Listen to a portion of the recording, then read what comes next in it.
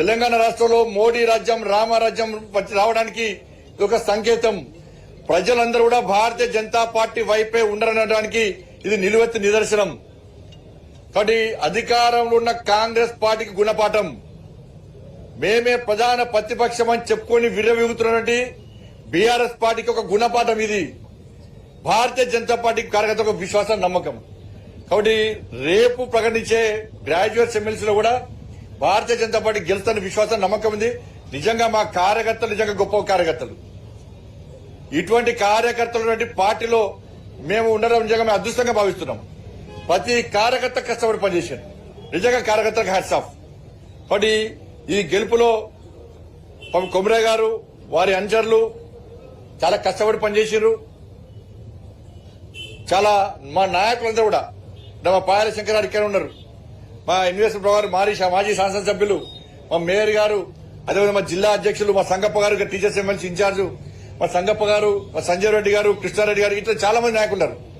దాంతో పాటు తపస్ ఇలా విద్యా టీచర్స్ సమస్యల మీద కొట్లాడాల్సినటువంటి ఉపాధ్యాయ సంఘాలన్నీ కూడా అధికారంలో ఏ పార్టీ ఉంటే ఆ పార్టీ కుమ్మగాస్తున్నాయి. కాబట్టి ఇలా మా సమస్యలను పరిష్కరించేది రాజకీయాలకు అతీతంగా ఉన్నది తపస్ మాత్రమే మా సమస్యలు పరిష్కరిస్తుందని చెప్పి ఒక విశ్వాసం, నమ్మకం ఇలా ఉపాధ్యాయ వర్గం లోపల ఉంది. కాబట్టి తపస్ బలపరిచిన, తపస్ మద్దతు తెలిపినటువంటి కొమరయ్య గారి గెలుపు సాధ్యమైంది. ఇలా పీఆర్టీతో పాటు దానికి మద్దతు తెలిపిన అన్ని సంస్థలు కూడా నిర్వీర్యం అయిపోయినాయి. కాబట్టి రాబోయే రోజుల్లో కూడా ఉపాధ్యాయ వర్గానికి అప్పీల్ చేస్తున్నాం, మీరు తపస్సులో చేరండి, తపస్సు బలపరచండి. ఇలా మాలాంటి కార్యకర్తలం అందరం కూడా నీతి, నిజాయితీ, పద్ధతులను జాతీయవాదంతో ఉన్నటువంటి తపస్సుకు మేము అండగా ఉంటాం. తపస్సులో అందరు చేరాల్సిందిగా, తపస్సు బలపరచాల్సిందిగా అందరికీ విజ్ఞప్తి చేస్తూ ఈ సహకారంలో మీడియా పాత్ర కూడా ప్రధానం. మీరు కూడా మాకు సహకరించారు.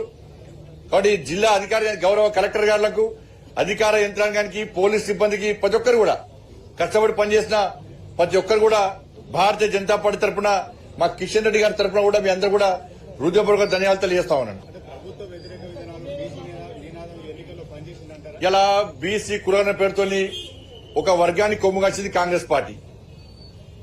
ఇలా మీరు నమ్మరు, ఎలక్షన్స్ రోజు, పోలింగ్ రోజు కాంగ్రెస్ పార్టీ ఎట్లా చేసిందంటే ఒక వర్గం ఓట్ల కోసం ఆ వర్గానికి సంబంధించిన వ్యక్తిని విత్డ్రా చేసినట్టు చేయించి సోషల్ మీడియా ద్వారా మైనార్టీలందరూ ఒక్కటి కావాలి, భారతీయ జనతా పార్టీ అభ్యర్థులను ఓడించాలని చెప్పి సోషల్ మీడియా ద్వారా తప్పుడు ప్రచారం చేసింది. ఇవాళ బీసీలను, ముస్లింలను బీసీలో చేర్స్తాం, కులగరం అది కరెక్ట్ అని విర్రవీన కాంగ్రెస్ పార్టీకి ఇలా టీచర్స్ ఇలా సరైన గుణపాఠం చెప్పారు. ఒక వర్గానికి కొమ్ము కాసిన పార్టీలకు ఏ విధంగా గుణపాఠం చెప్పారో దీన్ని చూపెట్టారు ఇలా. కాబట్టి అన్ని వర్గాలను సమానంగా చూడాలని మేము అంటున్నాం. ఒక వర్గానికి కొమ్ము కాస్తే ఇలా ఫలితం ఇదే విధంగా ఉంటుంది. గతంలో ఈ ఎమ్మెల్సీ భారతీయ జనతా పార్టీ చేతులు లేదు, కాంగ్రెస్ పార్టీ చేతిలో ఉంది. కాంగ్రెస్ పార్టీ మద్దతు తెలిపింది. ఈ రోజు కాంగ్రెస్ పార్టీ, బీఆర్ఎస్ రెండు కలిపి ఓడగొట్టే ప్రయత్నం చేసినాయి. కానీ ఇలా గెలిచింది నీతి గెలిచింది, నిజాయితీ గెలిచింది, జాతీయవాదం గెలిచింది, ఇలా మోడీ నినాదం గెలిచింది.